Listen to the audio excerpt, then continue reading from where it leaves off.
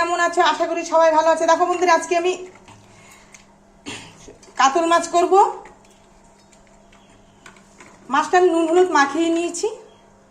দেখো তেলটা গরম হয়ে গেছে, এবার মাছগুলো আমি ভেজে নেব।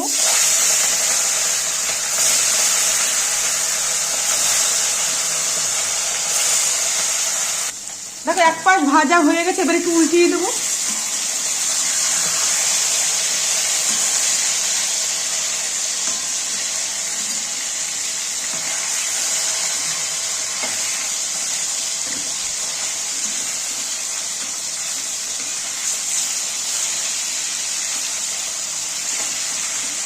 লেগ আছে, একটু ভাজা হয়ে গেলে তুলে নেব। দেখো মাছ ভাজাগুলো হয়ে গেছে, এবার আমি তুলে নেব মাছটা। দেখো মাছগুলো ভেজে তুলে নিয়েছি।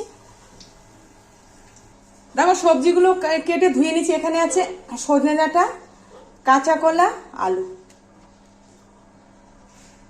এবারে সবজিগুলো একটু ভেজে নেব। দেখো এবার আমি হলুদ গুঁড়ো দেব, লবণ দিয়ে ভালো করে একটু ভেজে নেব সবজিগুলো।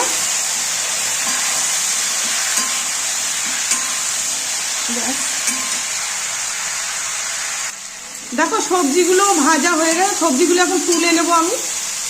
ঠিক আছে, দেখো মাছের সবজিগুলো ভাজা হয়ে গেছে, আমি তুলে নিয়েছি। তেলটা গরম হয়ে গেছে, আমি একটু সাদা জিরে দিলাম।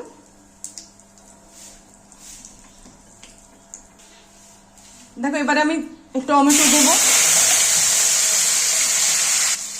টমেটোটা একটু হালকা ভাজা হলে আমি মশলাগুলো দিয়ে দেব। দেখো মশলাটা করা হয়ে গেছে। কাঁচা লঙ্কা, জিরা বাটা, সামান্য একটু লঙ্কার গুঁড়ো দেবো, অল্পই দেব।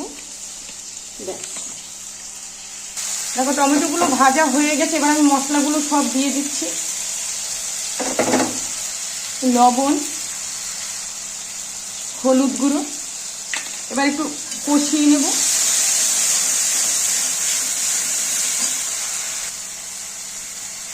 দেখো এবার একটু জল দেব। মশলা কষানো হয়ে গেছে, এবার আমি ভাজা সবজিগুলো দিয়ে দেব।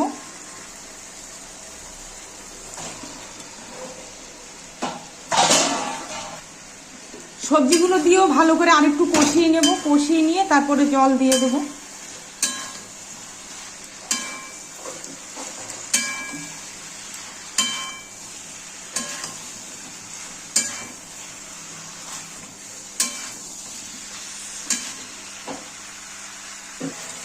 দেখো কষানো হয়ে গেছে মশলা, এবার আমি জল দিয়ে দেব।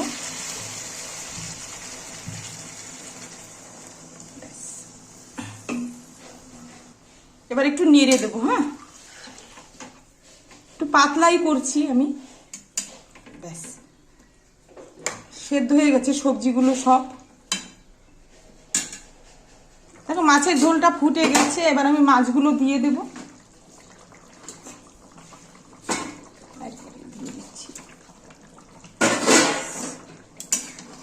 নেড়ে দিচ্ছি।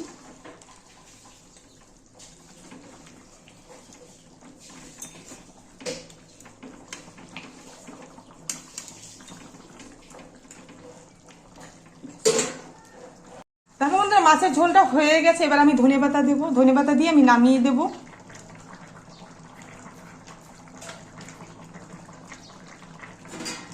আবার একটু হালকা করে নেড়ে দেব।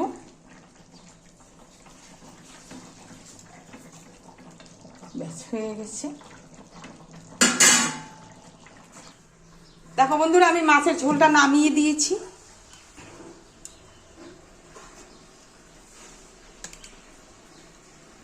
তোমাদের কেমন লাগলো তোমরাও একবার করে দেখবে। কাঁচা কলা, আলু, সজনে ডাঁটা দিয়ে খুব ভালো হয় খেতে এটা।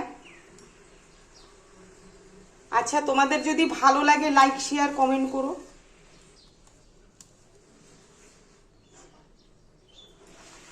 আর তোমরাও সবাই ভালো থেকো।